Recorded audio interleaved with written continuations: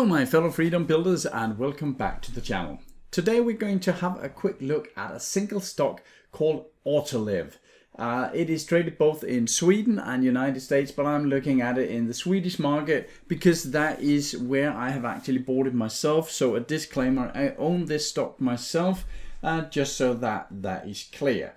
Now, Autoliv, we'll look at it from a technical point of view, and we will dive into the value chart to see if this is actually some good value.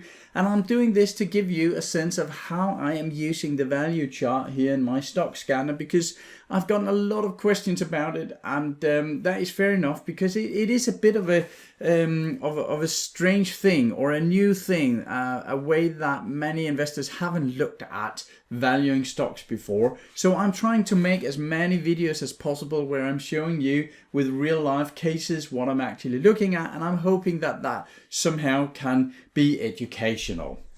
All right, so first of all, let's just have a quick look at Autoliv, what they actually do. If we're looking at them here, and we can see what they are making. They're making airbags, seat belts, steering wheels, all the textiles for cars, the motorcycle and bikes, pedestrian protection. So this is all about traffic and mainly for automobiles. So if we're looking in their latest financial report, of course all the numbers, but we will get to them later. But just to give you an example, first of all, what markets are they in? And as you can see, they are all over the place. We have China here going up nicely. Americas are also going up after a drop back here. Europe is Asia is one of the smaller markets, and that is Asia without China, of course.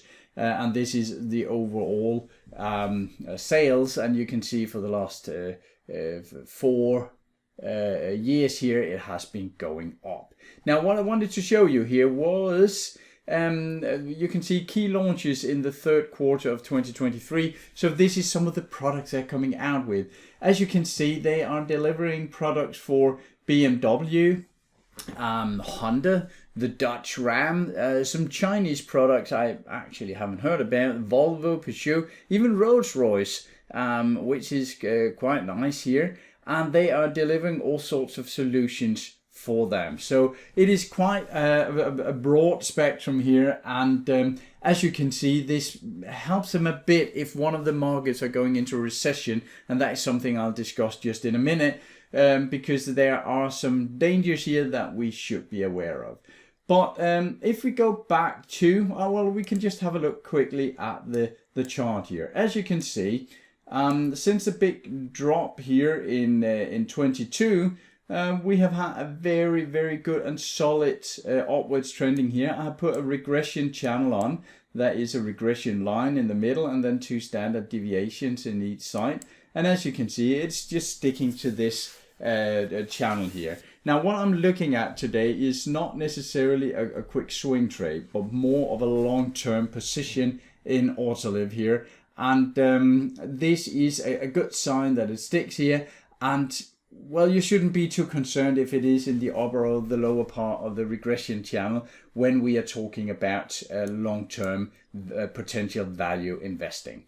So this looks fairly good. Let's go to Autoliv here. We can have a quick look first at the TPI chart, and you can see it's in a very good long-term green trend here. And we are also getting some green indications on both the weekly and the daily chart. But going into the valuation. Now, first of all, if I may just go back to summary, looking at the quality here, they are making some fairly good return on capital on equity. We can see that it's a good and solid company. We can see that their free cash flow coming in here has dropped off a bit, but it is still positive, and it is expected to grow. Now going into the valuation chart here, right now in our system there isn't important any estimates here, but that will probably be there soon. So when we don't have that, I'm searching a bit around on the internet for estimates. That could be Yahoo Finance, it could be Seeking Alpha, it could be Market Screener. And if we're looking at the Market Screener here, let's just find the right chart here. we can see that from 23 to 24, you can see the net income actually pops up, what, 35%, something like that. That is, of course, only estimated. And then we have from 24 to 25, it is estimated to grow something like 15 or 20% more.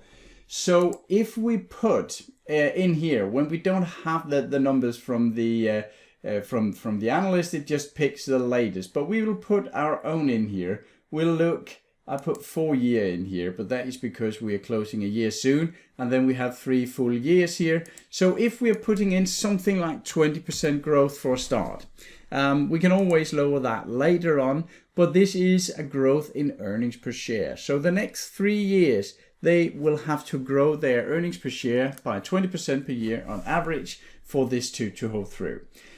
Now, the price earning, the latest here, for now, this is actually by the end of 2022, but we'll fix that soon so that what is latest here will be the actual latest price earning, but that will be corrected soon.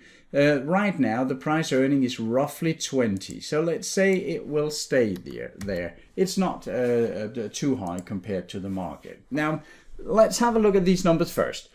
If it can keep up a 20% growth in earnings per share over the next 3 years here, and investors are willing to pay a price earning at 20, then over the next 3 years, Autoliv will double in price. Now that is quite impressive, of course, but we can't be sure of this. This is just guessing or estimates from analysts and so on. But as you know, analysts can easily be wrong. So let's try and bump this down a bit to see if there's still a reasonable investment case for us. Now, what if they only grew by 15% per year? This is significantly less. 15% per year, roughly 45-50%. That is almost what they're expected to grow just over the next year or so. So 15% per year is, I think, a reasonable number to set it at.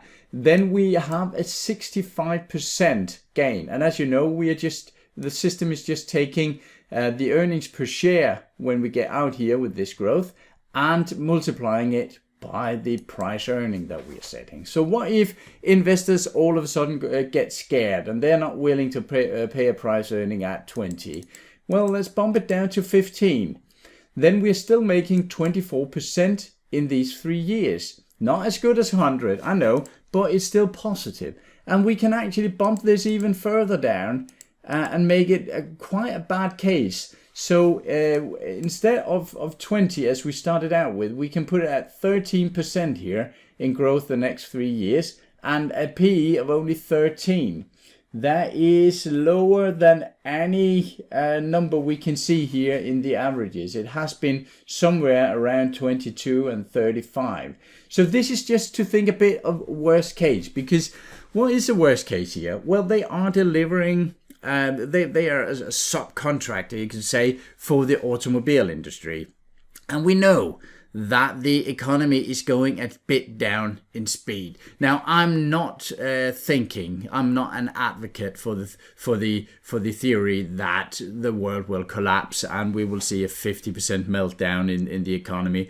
I actually believe in somewhat of a soft landing in the economy. I might be wrong, but even though we are going into a recession. We just got the numbers from Germany this morning. They are in a recession. We are seeing several other countries moving in that direction. We'll probably see some lowering of interest rates. We have seen that all over the world lately, but we'll probably see it in EU and USA here in 2024, I think. So we are in a recessionary territory, and with the high interest rates and a bit of a slower economy, there might be fewer cars sold.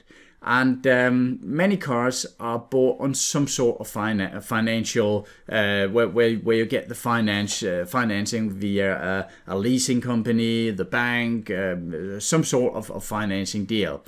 And that means that with a higher interest rate, your monthly payment of the car will be more expensive, meaning that many people will choose not to buy a new car or will choose a smaller car maybe, or an older car. So there could definitely be some sort of pressure on the demand for Autoliv's product. I think there will be. But I suspect some of that is put into the estimates, and unless the car market collapses completely, then I think Autoliv will be able to keep up their growth at somewhere between 13 and 20%.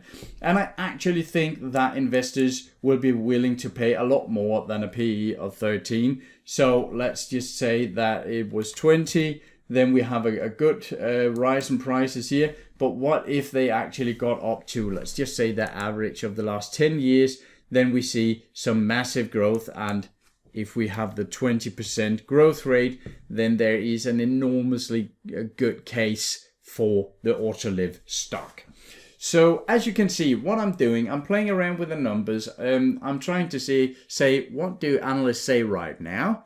Putting that in, and that looks great. That gives me about 100% upside on the next 3 years. And then I'm trying to play a bit of devil's advocate and saying, okay, what if things don't do as well as analysts are expecting? What if we cut a third of the growth rate? What if we cut a third of the price earning that investors are willing to pay? If I can still sit on a reasonable investment case and don't lose a ton of money, well, then I have a stock that I'm interested in. You could easily find stocks where they are so highly valuated that if you cut a third off their price earning, well, then they will be in trouble. As you might remember, and this is not to bash on Tesla, but a bit on their pricing maybe. If we go into something like Tesla and look at their valuation, right now they have a valuation of something like, is it 60? I think it is. Just to show you the difference it can make over the next couple of years if they fulfill the different estimates and they have a price earning at 60, then Tesla can grow by 50%. But what if we cut a third of the price earning? What if investors are starting to say, yeah, well, they're not selling as many cars and the margins are dropping and so on? Then if you cut a third of the price earning here, then all of a sudden over the next couple of years you will see a drop of 1.5%.